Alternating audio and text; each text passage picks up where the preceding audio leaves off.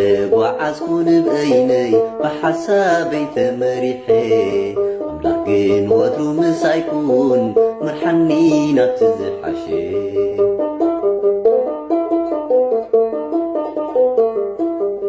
ዝጽግዖ እምባ የለን ብዘይካ ቅዱስ ክርንካ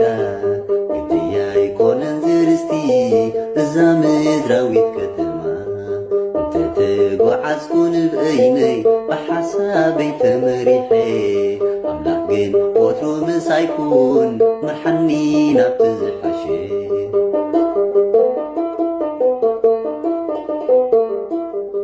ንግብፂ ተሃነጽክዋ እምንቢረ ተብለጭልጭ ወላ ተኾነት ውፅኢት ጣዕሚ ድኻመይ ብፍታ ወይ መዓስ ኮይኑ ሓይሊ ፈርዖን ገዲሉኒ ባርነተይ ርኢኻ ግን ባሕሪ ኸፊልካ ኣውፂእካኒ ዝጽግዖ እምባ የለን ብዘይካ ቅዱስ ክርንካ ግድያ ኣይኮነን ዝርስቲ እዛ ምድራዊት ከተማ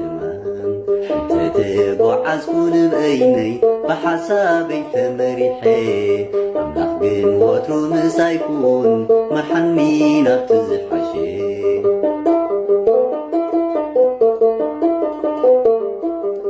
ጽራኢ ሓይሉ ኣሲሩ ንህይወት ሓይልዋ ብዘይፍታ ወይ ብዓመፅ መኣዝና ቀይርዋ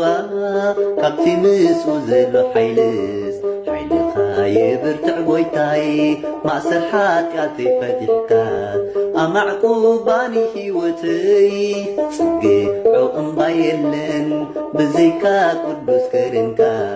ግድያ ኣይኮነን ዝርስቲ እዛ ምድራዊት ከተማ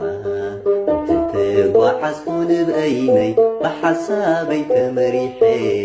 ኣምላኽ ግን ወትሩ ምሳይኩን መርሓኒ ናብቲ ዝሓሸ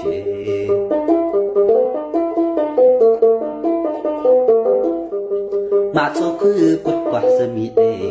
ከይትንስእ ንኸይከፍተካ ዘይፈልጦ ሓይሉ ኣሲሩኒ መዓፀጊ በስጋ ድምካ እናሰማዕኩ ድምፅኻ ወትሩ ይሳቐ ሰብካ ምጻነ ጐይታይ ምሳኻ ከይድርር ኣነ